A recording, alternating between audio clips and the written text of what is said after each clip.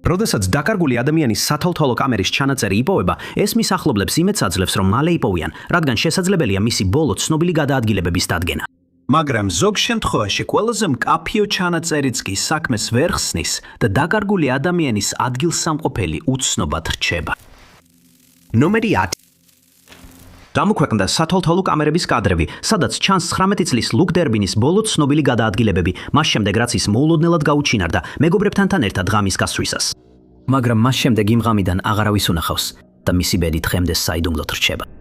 2006 წელს ლუკი ცხოვრობდა ჰალსლიში, ინგლისში, მაგრამ ის იპსვიჩში გაემგზავრა, რათა მეგობრებთან ერთად დრო გაეტარებინა.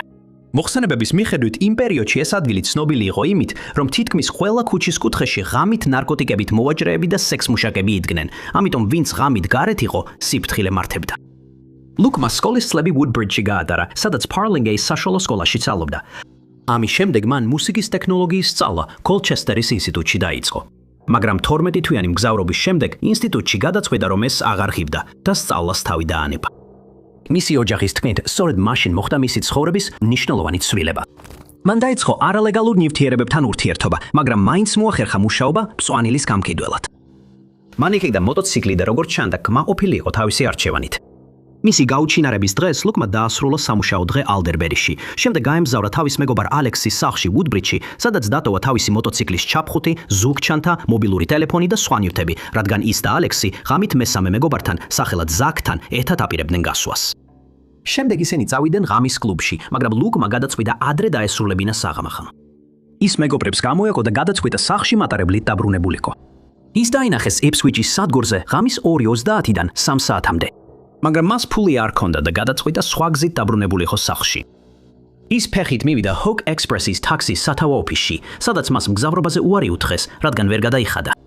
კომპანიის ერთ-ერთმა თანამშრომელმა მას მობილური ტელეფონი შესთავაზა, რომ ვინმესთვის დაერეკა, მაგრამ გაუგებარი მიზეზით ლუკამ უარი თქვა. ლუკას ბოლო კადრები დაფიქსირდა Dogs Head Street-ზე, როცა ის ავტობუსის სადგურის მიმართულებით მიდიოდა. რა მოხდა ამის შემდეგ უცნობია, რადგან მას აღარავინ უნახავს. მიუხედავად იმისა, რომ 3 ადამიანმა განაცხადა, რომ ლუკა ვუდბრიჯში ნახეს მომდევნო დღეს. ყველა მათგანი იცნობდა ლუკას და განაცხადეს, რომ ის ნახეს თეთრ მანქანაში 2 უცნობ მამაკაცთან ერთად. შემდგომში დადგინდა, რომ მისი გაუჩინარება სავარაუდოდ აკრძალულ ნივთიერებებში მის ჩართულობას უკავშირდებოდა, თუმცა ეს საბოლოოდ დამტკიცებული არ არის.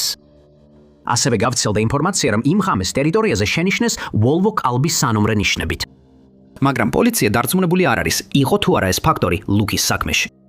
ყველა ვისაც აქვს დამატებითი ინფორმაცია, რაც შეიძლება ლუკის პოვნას შეუწყოს ხელი, უნდა დაუკავშირდეს ნორფოლკისა და საფოლკის გაერთიანებული მძიმე დანაშაულების გადახედვისა და გაუხსნელი საქმეების ჯგუფს ნომერზე 01953423819. ნომერი 9. 2016 წლის 12 თებერვლის დილა ჩვეულებრივად დაიწყო 52 წლის ფატიმა მოჰამედ ალისთვის და მისი ძმრისთვის, მოჰამედისთვის. დილით ადრე მან გააღვიძა ქმარი და მოუმზადა საუზმე, როგორც ყოველ დილით აკეთებდა. მოჰამედის სახლიდან, რომელიც ინგლისის ნიუ-ჰეივენში მდებარეობდა, დილის 7:30-ზე წავიდა სამსახურში, მაგრამ მას დღემდე ახსოვს, როგორ აკოცა ფატიმას, სანამ კარს გააღებდა და გავიდოდა. გზაზე გასვლამდე მოჰამედმა შესთავაზა, რომ სამუშაოს შემდეგ საღამოს პროდუქტები ეტიდა, მაგრამ ფატიმამ ურჩია, რომ მეორე დღეს ერთად წასულიყვნენ. შემდეგ მანქანაში ჩაჯდა და სამსახურში წავიდა. არ იცოდა, რომ ეს იქნებოდა ბოლო შემთხვევა, როცა სოლს ნახავდა. საიდუმლო დაახლოებით 15 წუთში დაიწყო, როცა ფატიმამ მოულოდნელად ფეხით დატოვა სახლი, რაც ძალიან უჩვეულო იყო. პოლიციის მიერ მოპოვებულმა სათვალთვალო კამერის ჩანაწერმა აჩვენა, რომ ის სწრაფი ნაბიჯით მიდიოდა, თუმცა არავისთვის ეთქვა, რომ სადმე მიდიოდა ან რა გეგმები ჰქონდა იმ დღეს. მუჰამედ პოლიციას მაშინ დაუკავშირდა, როცა აშკარა გახდა, რომ ის გაუჩინარდა. მან განაცხადა, რომ მათ ბედნიერი ქორწინება ჰქონდათ და ვერ წარმოედგინა მიზეზი, რის გამოც ფატიმა მოულოდნელად საკუთარი ნებითგით გაუჩინარდებოდა. იმ დღეს სახლში წასვლამდე მან ადგილობრივ ფოსტაში შეიარა, რათა ფატიმასთვის ვალენტინობის დღისთვის ნაყიდი სამკაული აეღო. მაგრამ როცა სახლში მივიდა, სახლში უცნაური სიჩუმე იყო და ფატიმა არსად ჩანდა. როცა მისაღებ ოთახში მაგიდაზე ფატიმას მანქანის გასაღებები შენიშნა, ინერვიულა, რადგან ფატიმა ყოველთვის მანქანით დადიოდა ყველგან, სხველგან სადაც წასვლა სჭირდებოდა. მან და მისმა 3 ზრდასრულმა შვილმა ფატიმა საყვარელ სალონში დარეკეს, მაგრამ იქ არავის ენახა იგი. მუჰამედმა შემდეგ მის მობილურზე დარეკა და ძალიან ინერვიულა, როცა ზარის ხმა ზემოდან მოესმა. მან ტელეფონი მის საწოლზე იპოვა და შენიშნა, რომ ფატიმას საქორწილო და ნიშნობის ბეჭდები ტუალეტის მაგიდაზე დაეტოვებინა. მომდევნო დღეებში წვილის სახლის მიმდებარე ტერიტორიებზე რამდენჯერმე ჩატარდა საძიებო სამუშაოები, მაგრამ მისი კვალი ვერ აღმოაჩინეს. ასევე უშედეგოდ გაჩქრიკეს ადგილობრივი სანაპირო და კლდეები და მომდევნო რამდენიმე თვის განმავლობაში ვერც ერთი კვალი ვერ აღმოაჩინეს. მომდევნო წელს ფატიმას ერთ-ერთმა თანამშრომელმა განაცხადა, რომ იგი ბრაიტონში ავტობუსის გაჩერებასთან ახლოს ნახა. შეაგროვეს სათვალთვალო კამერის ჩანაწერები და როდესაც მოჰამედმა და მისმა ვაჟმა ისინი გადაამოწმეს, დაარწმუნდნენ, რომ ეს ფატიმა იყო, მიუხედავად იმისა, რომ ჩანაწერში ქალი მხოლოდ ზურგიდან ჩანდა. მოჰამედი ფიქრობს, რომ პოლიციას ამ კვალზე მეტი შეეძლო გაეკეთებინა, რადგან მათ არ გადაამოწმეს მიმდებარე მაღაზიების სათვალთვალო კამერები და მას შემდეგ აღარასდროს გაკავშირებიან მას ამ საქმესთან დაკავშირებით. მან ასევე გაამხილა, რომ ფატიმას აქვს ობსესიურ-კომპულსიური აშლილობა და სძულდა დასრულობა. შესაბამისად, ის არასდროს წავიდოდა პლაჟზე და ტყიან ადგილებში არ შევიდოდა. მას ბალახსაც კი არ უყვარდა სიარული. ფატიმა ჩვეულებრივ ტრადიციულ ინდურ კაბას ატარებდა ბეჟ პალტოს ქვეშ და გამხდარი აღნაგობის იყო. სასექსის პოლიციამ პირობა დადო, რომ ფატიმას საქმეს არ დახურავს და სთხოვა ყველას, ვისაც რაიმე ინფორმაცია აქვს, რაც მის პოვნას შეუწყობს ხელს, დაარეკონ ნომერზე 101 და მიუთითონ ოპერაცია Accelerate. ნომერი 8. 18 წელი გავიდა მას შემდეგ, რაც 68 წლის დევიდ ფინლეი ბოლოს ნახეს და მისი ოჯახი სასოწარკვეთილია, რომ გაიგოს, რა დაემართა მას იმ წლების წინ. მისი გაუჩინარების შემდეგ ოჯახი ძალიან შეშფოთდა, რადგან მას ალცჰაიმერის საწესის სტადია ჰქონდა და შესაძლოა ამიტომაც დაკარგულიყო. დევიდის საქმე დაიწყო 2008 წლის 5 მაისს, როდესაც მან დაახლოებით 3 საათზე დატოვა თავისი სახლი გლაზგოში, შოტლანდიაში. დევიდი იმ დროს კარდონალდის უბანში ცხოვრობდა და ადგილობრივები ხშირად ხედავდნენ მას ქუჩაში მოსეირნეს, რადგან სიარუნი ჩვევად ჰქონდა. იმ დღეებში, როცა დევიდი სასეირნოდ მიდიოდა, ჩვეულებრივ პეისლის, ჯონსტონის, დრამჩაპელის ან კლაიდბენკის რაიონებში მიდიოდა, მაგრამ უცნობია მიაღწია თუ არა იმ დღეს რომელიმე მის ჩვეულ ადგილს, რადგან არც ერთ იმ რაიონში არავის ახსოვს, რომ ის ენახა. ძებნა ჩატარდა მის ჩვეულ მარშრუტებზე და საბოლოოდ რამდენიმე ადამიანი გამოვიდა და განაცხადა, რომ შესაძლოა ის ენახათ. მაგრამ მიუხედავად იმისა, რომ ეს მინიშნებები გადაამოწმეს, დევიდის პოვნა ვერ მოხერხდა. ყველა ეს ნახვა დაუდასტურებელი იყო, მაგრამ ერთი სათვალთვალო კამერის ჩანაწერი უდავოდ აჩვენებს მის ბოლო ცნობილ გადაადგილებებს. დევიდი იმ დღეს დაახლოებით საღამოს 6 საათზე ნახეს სააჩის ჰოლ სტრიტსა და უესტ ნაილ სტრიტზე და არ ჩანდა, რომ რაიმე გასაჯეში იყო. ეს არ ნიშნავს იმას, რომ მას ამ რაიონში გამგზავრება ჰქონდა განზრახული, რადგან ვარაუდობენ, რომ მან სეირნობისას ორიენტაცია დაკარგა და როცა მიხვდა, რომ დაიკარგა, ვეღარ შეძლო სახლში დაბრუნების გზა ეპოვა. რა თქმა უნდა, ეს მხოლოდ თეორია, მაგრამ ალცჰაიმერის მქონე ადამიანისთვის ჩვეულებრივია, რომ არასწორი მიმართულებით წავიდეს, რადგან ისინი ადვილად იბნევიან. მას შემდეგ გასულ წლებში ხალხი პოლიციას დაუკავშირდა და რამდენიმე რაიონში დევიდის ნახვის შესახებ აცნობა. პოლიციამ განაცხადა, რომ მისი საქმე გამოძიების ქვეშ დარჩება, მაგრამ იმის გამო, რომ დევიდის გაუჩინარებიდან დიდი დრო გავიდა, მათი გამოძიება მინიმალური იქნება, თუ სანდო კვალი არ გამოჩნდება. ისინი ასევე მჭიდრო კონტაქტში არიან მის ოჯახთან, რომელიც სასოწარკვეთილ მდგომარეობაშია, რადგან არ აქვთ წარმოდგენა, რა შეიძლებოდა მომხდარიყო დევიდთან, ან სად წავიდა ის იმ დღეს, ბოლოს დანახვის შემდეგ. მისი ოჯახი დევიდს აღწერს როგორც 5 ფუტი და 4 ინჩის სიმაღლის, საშუალო აღნაგობის მამაკაცს, რომელსაც იმ დროს ჰქონდა ჭაღარა, გამელოტებული თმა და ატარებდა ოქროსფერი ჩარჩოს სათვალეს. ვინც დევიდი ნახა ან იცის, სად შეიძლება იყოს ის, უნდა დარეკოს 999-ზე, ან ანონიმურად დაუკავშირდეს Crime Stoppers ნომერზე 0-800-555-111. ნომერი 7. მისი გაუჩინარების შემდეგ 1990 წლის ივნისში 24 წლის კონი როისის უსაფრთხოებაზე დიდი შეშფოთება იყო, რადგან ბოლოს რომ ნახეს, აშკარად შეწუხებული ჩანდა. მაგრამ მიუხედავად ყველა ჩართული პირის ძალისხმევისა, მისი პოვნა ვერ მოხერხდა. ცნობილია, რომ იმ წლის ხსოვნის დღის უქმეებზე მან გაიცნო მამაკაცის სახელად გრეგი და დადაწყვეტეს სპაემანზე წასვლა, რადგან კარგად ეწყობოდნენ ერთმანეთს. მათ გადაწყვეტეს სპაემანი 1 ივნისისთვის დაენიშნათ და ყველა ინფორმაციით კონი ძალიან აღფრთოვანებული იყო, რომ გრეგი უკეთ გაეცნო. იმ საღამოს მან დატოვა სახლი მაუნტ კლემენსში, მიჩიგანში და გაემგზავრა გრეგის სახლში სტერლინგ ჰაიტსში, სადაც შეხვედრა ჰქონდათ დაგეგმილი. ის გრეგის სახლში დაახლოებით საღამოს 9 საათზე მივიდა და მათ ერთად დალიეს რამდენიმე სასმელი გრეგის ერთ-ერთ მეგობართან, ბრედთან ერთად. კონი, გრეგი და ბრედი შემდეგ ერთად გასვლაზე შეთანხმდნენ და მანქანით წავიდნენ ბარში, სახელად ჰეილოფტში, რომელიც მაუნტ კლემენსში მდებარეობდა. სპაემანი კარგად მიმდინარეობდა, მაგრამ დაახლოებით 11 საათზე გრეგმა ბოდიში მოიხადა, რადგან ტუალეტში გასვლა დასჭირდა და კონი მაგიდასთან ბრედთან ერთად დარჩა. მისი თქმით, კონი მოულოდნელად მას მიუბრუნდა და უთხრა: "უნდა წავიდე აქედან." მან აიღო თავისი მაღალქუსლიანი ფეხსაცმელები და სწრაფად გავიდა. ჩანთაკი მაგიდაზე დატოვა, რაც ბრედისთვის მოულოდნელი იყო. ბრეგი მაგიდას მიუბრუნდა და ისიც გაკურებული დარჩა, როცა გაიგო, რომ კონი წასულიყო. შემდეგ ორივე მამაკაცი გარეთ გავიდა, რომ ენახათ თუ შეძლებდნენ მისი პოვნას, მაგრამ კონი არსად ჩანდა. მათ ბარში და მის გარშემო რამდენიმე ადამიანს ესაუბრნენ, მაგრამ არავის უნახავს ქალი, რომელიც ფეხში შველი მიდიოდა და ფეხსაცმელები ხელში ეჭირა. ისინი ფიქრობდნენ, რომ ის ბარში დაბრუნდებოდა ჩანთის სამოსაღებად, მაგრამ ეს არ მომხდარა. როცა ბარი საბოლოოდ დაიხურა იმ ღამით, ორივე მამაკაცი გარეთ ელოდა დილის 2 საათამდე. მაგრამ როცა ის არ დაბრუნდა, ისინი გრეგის სახლში წავიდნენ. იქ მათ მისი მანქანა ისევ იმ ადგილას ნახეს, სადაც დატოვა. პოლიცია გააფრთხილეს, რომ კონი ვერ პოულობდნენ და მათ მაშინვე დაიწყეს მისი ძებნა. იმ ღამის ადრინდელი სათვალთვალო კამერის ჩამერის ჩანაწერი აჩვენებს, როგორ მიდიან სამნი ბარში და ისინი კარგ ხასიათზე ჩანან. მაგრამ იმავე ღამის მოგვიანებით ჩადაღებული ჩანაწერი აჩვენებს, რომ კონი ბარს მარლოტოვებს და აშკარაა, რომ ის ნასვამი. როგორც მოსალოდნელი იყო, გრეგი და ბრედი თავდაპირველად ეჭვმიტანილებად მიიჩნიეს, მაგრამ მას შემდეგ, რაც სულად ითანამშრომლეს პოლიციასთან და იმ ღამის შესახებ ზუსტი ინფორმაცია მიაწოდეს, ყველა ეჭვი მოეხსნათ. ერთმა მოწმე გამოვიდა და განაცხადა, რომ იმ ღამით კონი ბარის მოპირდაპირედ მდებარე სატელეფონო ჯიხურთან ნახა, მაგრამ უცნობია ნამდვილად ის იყო თუ არა, რადგან სხვა არავის უნახავს. არსებობს ვარაუდი, რომ კონი ვიღაცასთან ერთად მანქანაში ჩაჯდა და შემდეგ მას რაღაცა ცუდი შეემთვა.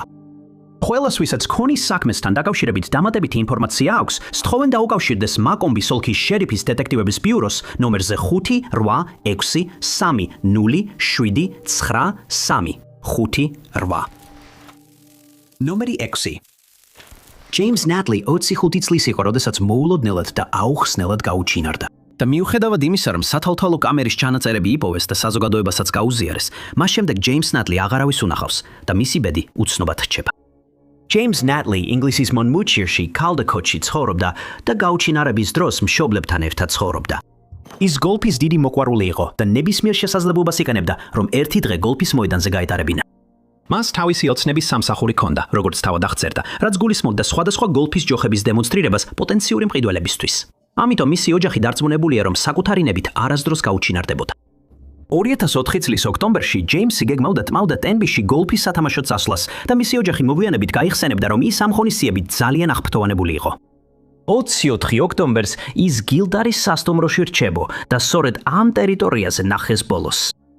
პირველად მისმა მშობლებმა მაშინ გააცნობიერეს, რომ რაღაც რიგზე ვერ იყო, როცა ჯეიმსის დეიდა მათ დაუკავშირდა და აცნობა, რომ მასთან დაკავშირება ან მისი პოვნა ვერ ხერხდებოდა. მისი მშობლები მაშინვე მოქმედებაში ჩაერთენ და დედამისი ტენბიში გაემგზავრა მის საძებნელად. მამამისმა პოლიციას მიმართა და განაცხადა, რომ ჯეიმსი დაკარგულად ითვლებოდა, ხოლო თვითონ სახლში დარჩა იმ შემთხვევაში, თუ ჯეიმსი ან ვინმე სხვა, ვინც საქმეში იყო ჩართული, მათთან სახლის ტელეფონით ცდიდა დაკავშირებას.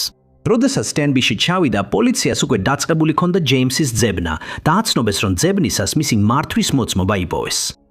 ისინი ტენბიში სამხრეთ სანაპიროზე იპოვეს, რამაც სერიოზული შეშფოთება გამოიწვია.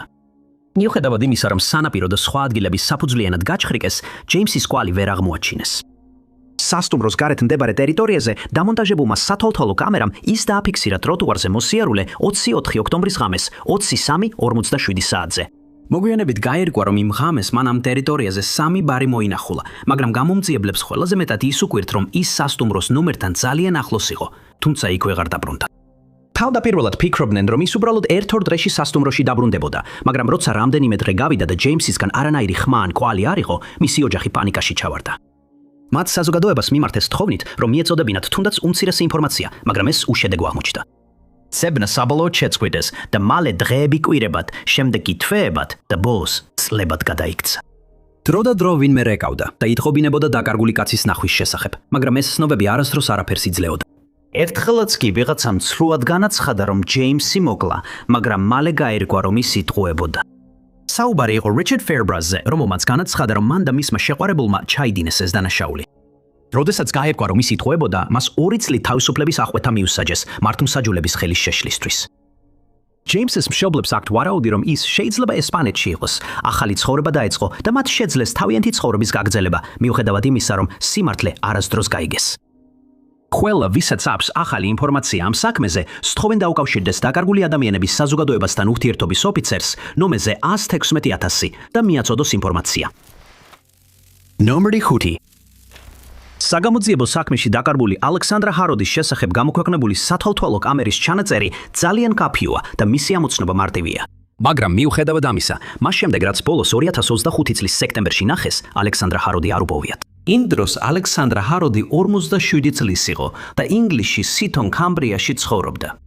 ცნობილია, რომ ალექსანდრა ჰაროდი მოწმის მიერ სითონის რაიონში 30 აგვისტოს ნახეს, ხოლო ერთი მოხსენების მიხედვით მოგვიანებით უაით-ჰევენშიც შენიშნეს. თუმცა ამ განცხადების სიზუსტე კითხვის ნიშნის ქვეშ დგას. წყაროები არ ასახელებენ ვინ გააკეთა ეს, მაგრამ ალექსანდრა ჰაროდი 30 აგვისტოს დაკარგულად გამოცხადდა და მაშინვე დაიწყო ძებნა. მაგრამ 19 სექტემბრისთვის მის საქმეში პროგრესი არ ყოფილა, რადგან მისი პოვნა ვერ მოხერხდა. პოლიციამ საბოლოოდ გაავრცელა სათვალთვალო კამერების კადრები, სადაც ალექსანდრა 2 სექტემბერს ვორკინგტონისა და უაით-ჰეივენის მაღაზიებში შედის და ათვალიერებს. ამ დროისთვის უკვე 3 დღე იყო გასული მას შემდეგ, რაც მისი გაუჩინარების შესახებ განაცხადეს და ვიდეო კადრებში მისი ქცევა მიანიშნებს, რომ მას წარმოდგენაც არ ჰქონდა, რომ დაკარგულად ითვლებოდა. ვიდეო კადრებში ის სრულიად მშვიდად გამოიყურება და მარტო ჩანს. ამან ბევრი დაარწმუნა, რომ შეშფოთების რეალური მიზეზი არ არსებობდა. თუმცა სხვები აღნიშნავენ, რომ მხოლოდ იმიტომ, რომ ის მშვიდად ჩანდა, არ ნიშნავს, რომ ყველაფერი კარგად იყო. იმავე დღეს დაახლოებით 11 საათსა და 20 წუთზე ის დააფიქსირა სათვალთვალო კამერამ უაით-ჰეივენში, კინგ სტრიტზე მდებარე კავის მაღაზიაში. ისევ ის არანაირ დაძაბულობას არ ამჟღავნებდა და როცა დაწესებულების მენიუს ათვალიერებდა. როდესაც მისი კვალი ვეღარ ნახეს, პოლიციამ საზოგადოებას მიმართა და სთხოვა, რომ ყველას, ვისაც ის ენახა, დაკავშირებოდა მათ. ასევე სთხოვეს, რომ გადაეცათ მისი სათვალთვალო კამერის ნებისმიერი აქამდე უცნობი ჩანაწერი, რათა მისი გადაადგილება კაფედან გასვლის შემდეგ დაედგინათ, მაგრამ ასეთი ჩანაწერი არასდროს მიუღიათ. შემდეგ სთხოვეს მის ოჯახისა და მეგობრების რომელიმე წევრს, რომ დაკავშირებოდნენ მათ, თუმცა არ გახმაურებულა, ვინმემ თუ გამოხმაურა.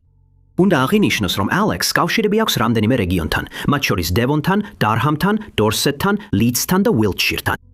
მიუთითებენ, რომ შესაძლოა მან უბრალოდ იმოგზაურა ამ რეგიონებიდან ერთ-ერთში, რათა ან გადასულიყო საცხოვრებლად, ან ვინმე ნაცნობი მოენახულებინა.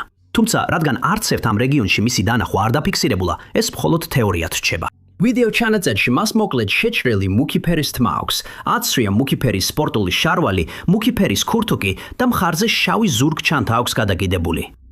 პოლიცია საზოგადოებას სთხოვს ყურადღება მიაქციონ მის მობილურ ტელეფონს Samsung J6, რომელიც მას თითქმის ყოველთვის თან ჰქონდა.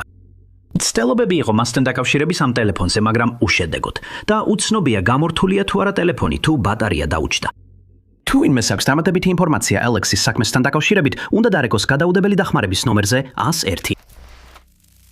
ნომერი 4. როდესაც ვინმე უჩინარდება, ხშირად მისი ახლობლები ქმნიან Facebook გვერდს, სადაც მათი საქმის ყველა დეტალია მოცემული. ეს ხელს უწყობს მათი გაუჩინარების შესახებ ინფორმაციის გავრცელებას და ზოგ შემთხვევაში დაეხმარა მათ პოვნაში. მაგრამ 28 წლის ტიმოთი მაკოლის შემთხვევაში, რომელიც სტირლინგშირის ქალაქ კილენიდან ინგლისიდანაა, მისმა ცოლმა გადაწყვეტა დახუროს Facebook გვერდი, რომელიც ქმრის გაუჩინარების შემდეგ შექმნა, რადგან მისი ქმარი უკვე 1 წელზე მეტია დაკარგულია. ის განმარტავდა, რომ ეს მხოლოდ მას და ბავშვებს ახსენებდა იმ დანაკარგს, რაც გადაიტანეს და შეუძლებელს ხდიდა მათთვის ცხოვრების გაგრძელებას. 2012 წლის მაისში ტიმოთის სამეფოს საზღვაო ფლოტის უფროსი მეზღვაური იყო და მსახურობდა ხომალდ HMS Westminster-ზე. ის და მისი ეკიპაჟის წევრები 7 თვიან უსაფრთხოების მისიაზე იმყოფებოდნენ ახლო აღმოსავლეთში და 26 მაისს ისინი დუბაიში, პორტ რაშიდში შეჩერდნენ. ხომალდი მომდევნო 5 დღის განმავლობაში პორტში დარჩებოდა და ეკიპაჟის წევრებმა დრო გამოიყენეს გარემოს დასათვალიერებლად. 26 მაისს ცნობილია, რომ მან იცურა მეზღვაურების მისიის ტერიტორიაზე ქალაქში, რის შემდეგაც რამდენიმე თავის კოლეგასთან ერთად საღამოს გასართობად მოემზადა. იმ ღამეს ისინი ეცვინენ როკ ბოთომ კაფეს დარაში და ყველას თქმით, ტიმოთიმ ზედმეტად ბევრი დალია. მისი გემის წევრები მოგვიანებით ითხოვინებობდნენ, რომ მათ გამოიძახეს ტაქსი და ტიმოთით შაგნით ჩასვეს. შემდეგ კი მძღოლს დაავალეს, რომ გემზე დაებრუნებინა. მაგრამ ის გემზე აღარ დაბრუნებულა და მას შემდეგ აღარავის უნახავს, ან გაუგონია მისი ამბავი. მოგვიანებით აღმოჩნდა უსაფრთხოების კამერის ჩანაწერი, სადაც ჩანს, როგორ გამოჰყავთ ტიმოთი ბარიდან დაცვის თანამშრომლებს, სანამ დაახლოებით 2:00 საათზე ტაქსიში ჩასონდნენ. გემამდე დაბრუნებას დაახლოებით 15 წუთი უნდა დასჭიროებოდა, მაგრამ ამ დროის განმავლობაში რა მოხდა, უცნობია. მოცმებმა განაცხადეს, რომ დაახლოებით 3:00 საათზე დაინახეს, როგორ ჩაჯდა ტიმოთი სხვა ტაქსიში და რომ ის უკან ბრუნდებოდა მეგობრებთან შესახვედრად, მაგრამ ეს ცნობები არასოდეს დადასტურებულა. იმავე დღეს მისი უფროსების მიერ ტიმოთი დაკარგულად გამოცხადდა და დუბაის პოლიციამ დაიწყო გამოძიება, ასევე გაერთიანებული სამეფოს ოფიცრებთან ერთად, რომლებიც ქვეყანაში ჩავიდნენ დასახმარებლად. გემის ეკიპაჟის წევრებმა გაიარეს გზა გემსა და ბარს შორის, მაგრამ მისი კვალი ვერ იპოვეს. ფუინთავებმა წყალში მოძებნეს, საძიებო ძაღლებმა მისი სუნი ეძებეს, ხოლო ვერტმფრენებმა ტერიტორია ჰაერიდან დაათვალიერეს, მაგრამ უშედეგოდ. თუნდაც თერმოვიზიულმა აპარატურამაც ვერ შეძლო ტიმოთის კვალის პოვნა. და 31 მაისს გემი მის გარეშე გაემგზავრა. ტაქსის მსხალი, რომელსაც ტიმოთი უნდა ჩამოეყვანა, დაკითხეს და მან განაცხადა, რომ ტიმოთი პორტში მდებარე ჩაის ჯიხურთან ჩამოსვა. მას შემდეგ ტიმოთი ოფიციალურად გარდაცვლილად გამოცხადდა, მიუხედავად იმისა, რომ მისი გარდაცვალების დამადასტურებელი მტკიცებულება არ არსებობს. მესამე ნომერი. ეს ნამდვილად საშინელი გამოცდილებაა, როდესაც საყვარელი ადამიანი იკარგება, მაგრამ ალბათ კიდევ უფრო უარესია, როდესაც ისინი მოულოდნელად გაუჩინარდებიან უცხო ქვეყანაში, რომელსაც სტუმრობდნენ. ზუსტად ეს მოხდა 30 წლის ანი ასეხიანის შემთხვევაში, რომელიც ტორონტოდან კანადიდანაა. 2008 წელს ანი ასეხიანმა გადაწყვიტა მარტო გამგზავრებულიყო ჩინეთში დასასვენებლად და ოჯახს უთხრა, რომ ერთ დროს ინდოეთშიც აპირებდა წასვლას. იგი ცნობილია როგორც მოგზაურობის დიდი მოყვარული, ხოლო მისმა დამ როზი ასეხიანმა მედიას უთხრა, რომ ანი ერთ მოგზაურობიდან დაბრუნების შემდეგ, სულ რაღაც ერთი კვირის შემდეგ უკვე ახალ მოგზაურობაში გაემგზავრა. იმავე წელს 24 ოქტომბერს ანი ასეხიანი გაემგზავრა ჩინეთში და როგორც ყოველთვის ოჯახთან კონტაქტს ინარჩუნებდა. პეკინსა და ცენტრალურ ჩინეთში გარკვეული დროის გატარების შემდეგ ანი ასეხიანი 9 ნოემბერს ჩავიდა ჰონკონგში. აქ მან ოჯახს დაუკავშირდა და უთხრა, რომ ნამდვილად აპირებდა ინდოეთში გამგზავრებას, რადგან სურდა იოგას რიტრიტზე დასწრება. მან წინასწარ დაჯავშნა ბილეთი ნიუ-დელიდან კანადაში დასაბრუნებლად და უნდა დაბრუნებულიყო 15 დეკემბერს. მაგრამ 10 ნოემბერს ენისგან ყოველგვარი კონტაქტი აუხსნელად შეწყდა. მისი ოჯახი შეშფოთდა, როცა ვერ მოახერხეს მასთან დაკავშირება და მათ მისი კომუნიკაციის შეწყვეტა ძალიან უჩვეულოდ და საეჭვოდ აღწერეს. მათ განაცხადეს, რომ ბოლოს მიიღეს მისგან ტექსტური შეტყობინება, რომელშიც მან თავის 2 წლის დისშვილს დაბადების დღე მიულოცა, მაგრამ ამის შემდეგ ენი დადუმდა. როდესაც მან ვერ მოახერხა დაკავშირება, 1 დეკემბერს კიდევ ერთი ოჯახის წევრის დაბადების დღეზე, მათ იცოდნენ, რომ რაღაც რიგზე ვერ იყო და ენი დაკარგულად გამოაცხადეს. 15 დეკემბერს ენი არავიდა თვითმფრინავში, რომლითაც სახლში უნდა დაბრუნებულიყო და მისი საკრედიტო ბარათები მას შემდეგ აღარ გამოუკანებია, რაც ბოლო შეტყობინება გააგზავნა. არც ერთ ადგილობრივ საავადმყოფოში არ არის ჩანაწერი, რომ ის იქ მოხდა. ვის საქმეში აღმოჩენილი ერთადერთი კვალი ის არის, რომ მან დაახლოებით $2,800 გამოიტანა ბანკომატიდან ჰონკონგის Causeway Bay მეტროს სადგურში 10 ნოემბერს. სათვალთვალო კამერებმა დაადასტურეს, რომ ეს ნამდვილად ენი იყო, მაგრამ გამონძიებლებს უცნაურად მოეჩვენათ, რომ მან ამისთვის 2 სხვადასხვა ტრანზაქცია გამოიყენა. მისმა ოჯახმა დაამატა, რომ ჩანაწერში ის არ გამოიყურებოდა აღელვებული ან შეშინებული და რომ მან ბოლო ტექსტური შეტყობინება დაახლოებით 8 საათის შემდეგ გააგზავნა. მას შემდეგ მისი ტელეფონი მიუცნობელია და მისი გადაადგილება თანხების გამოტანის შემდეგ უცნობია. უნდა აღინიშნოს, რომ თანხა, რომელიც მან გამოიტანა ჰონკონგის დოლარებში დიდი არ არის და გამომძიებლების თქმით მას გაუჭირდებოდა არსებობა, თუ დამატებითი თანხები არ ექნებოდა ხელმისაწვდომი. ამიტომ ისინი არ თვლიან, რომ ის საკუთარი ნებით გაუჩინარდა, თუმცა დანაშაულის ნიშნები არ მოჩენილი არ არის. თუმცა მისი საქმე უკვე კრიმინალურ გამოძიებად გადაკვალიფიცირდა. მისი მოგზაურობის დღიურები კანადაში აღმოაჩინეს და პოლიციის თქმით ჩანაწერებში ეწერა, რომ ანი რაღაცის ეშინოდა და მას სურდა გამგზავრება იმ ადგილების გარდა, რომლებიც მის მარშრუტში იყო ჩაწერილი. შემდეგ გაირკვა, რომ პეკინში ყოფნისას 2 თანამშრომელთან ერთად ანი მოულოდნელად გამოეყო მათ და გადაწყვიტა ჰონკონგში გამგზავრება. ამიტომ ვარაუდობენ, რომ ანიმ გადაწყვიტა ახალი ცხოვრება სხვაგან დაეწყო, ანის ბოროტმოქმედების მსხვერპლი გახდა. დამატებითი კვალი არ აღმოჩენილა და ვინც რაიმე ინფორმაციას ფლობს. ხომენ დაუკავშირდეთ ტორონტოს პოლიციის დაკარგულთა განყოფილებას ნომერზე 416-8-7-411. ან მიაწოდოთ ინფორმაცია Crime Stoppers ნომერზე 1-800-222-847. ნომერი 2. 1 წლის პატრიკ ლეპინსკი დაკარგულად ითვლება 2021 წლის სექტემბრიდან. ის წარმოშობით არის ბადგეიტიდან, დასავლეთ ლოთიანიდან, შოტლანდიიდან და მას შემდეგ ოჯახთან ან მეგობრებთან კონტაქტი არ ქონია. პატრიკ ლეპინსკის შემთხვევაში განსაკუთრებით შემაშფოთებელია ის ფაქტი, რომ მისი ავტომობილი მოგვიანებით მიტოვებული იპოვეს და ჯერ კიდევ უცნობია, თავად დატოვა თუ არა ის იქ, სადაც იპოვეს, თუ მანქანა სხვა ვინმე მიიყვანა იმ ადგილას. მისმა ოჯახმა პოლიციას უთხრა, რომ პატრიკ ლეპინსკი იმ წლის 4 სექტემბერს გავიდა სახლიდან და მგზავრობდა თავის წითელ Hyundai i20-ით რეგისტრაციის ნომრით S810KNM და სახლიდან ისე გავიდა, რომ არავის გაუფრთხილებია თავისი გეგმების ან დანიშნულების ადგილის შესახებ. ამიტომაც ელოდნენ, რომ იმავე დღეს დაბრუნდებოდა. როდესაც მეორე დღეც არ დაბრუნდა, იგი დაკარგულად გამოაცხადეს და პოლიციამ დაიწყო მისი ადგილსამყოფელის ძიება. მათ შეძლეს ეპოვათ სათვალთვალო კამერის ჩანაწერი, სადაც პატრიკი გრენჯმაუთის ფალკირკის ბენზინგასამართ სადგურზე ჩანს. ის შევიდა სადგურის მაღაზიაში და ჩანაწერში ჩანს, როგორც ტოვებს იქაურობას პირბადით, რომელიც პირსა და ცხვირზე აქვს აფარებული. ეს იყო ბოლო შემთხვევა, როცა ის ნახეს და მისი ოჯახი სასოწარკვეთილია, რომ გაიგოს რა მოხდა ამ დანახვის შემდეგ. პოლიცია მიიჩნევს, რომ შემდეგ ის თავის მანქანაში ჩაჯდა და შოტლანდიის მაღალმთიანეთის მიმართულებით წავიდა. მათ განაცხადეს, რომ მან იგზავრა M90, E85 და E82 გზებზე, როცა იქ მიდიოდა. 5 დეკემბერს მისი Hyundai მიტოვებული იპოვეს A82 გზაზე ბალახულისთან ახლოს მდებარე შემოbrunებაზე. მან იქ მისასვლელად 100 მილის მეტი გაიარა და გამონძიებლებს უჭირთ იმის გაგება, რატომ წავიდოდა ასე შორს, მხოლოდ იმისთვის, რომ თავისი მანქანა გზის პირას დაეტოვებინა. მახლობელი ტერიტორია საფუძვლიანად გაჩხრიკეს, მაგრამ პატრიკის კვალი ვერ იპოვეს და არანაირი მინიშნება არ იყო თუ სად შეიძლებოდა წასულიყო იგი. მთის სამაშველო ჯგუფები, სანაპირო დაცვის სამსახური და მეხანძრეები ყველანი ჩაერთნენ სასოწარკვეთილ საძიებო ოპერაციაში, მაგრამ უშედეგოდ. სექტემბრის 7-ს ბენზინგასამართის სადგურის ვიდეოკამერების ჩანაწერები საჯაროდ გაავრცელეს იმ იმედით, რომ ვინმეს პატრიკი ენახა, მაგრამ არავინ გამოჩენილა. ახალი ინფორმაციით ან შესაძლო დანახვის შესახებ ცნობით. მას შემდეგ ხელისუფლებამ სთხოვა ყველას, ვინც იმ დღეს აღნიშნულ ტერიტორიებზე გადაადგილდებოდა, შეემოწმებინათ თავიანთი ვიდეო რეგისტრატორები. იქნებ პატრიკი, რომელიმე ჩანაწერში გამოჩენილიყო, მაგრამ ესეც უშედეგო აღმოჩნდა.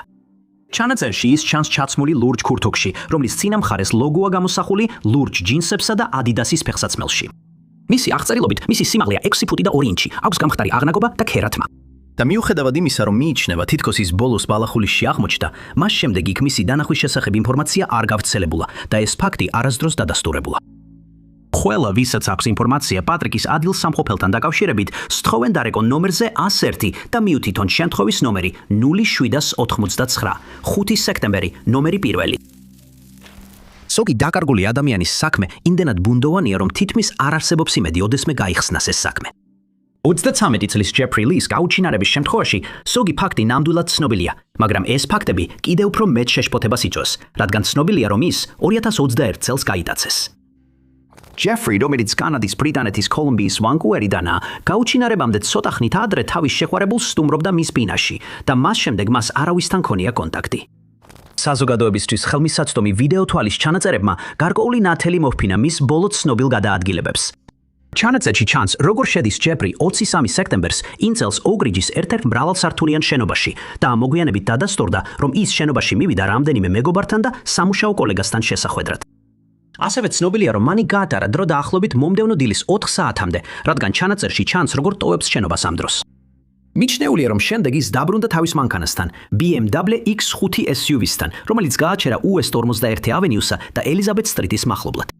მაგრამ როგორც კი მანქანასთან დაბრუნდა, პოლიცია მიიჩნევს, რომ უცნობმა პირებმა გაიტაცეს და შემდეგ მას რაღაც სუდი შეემთხვა.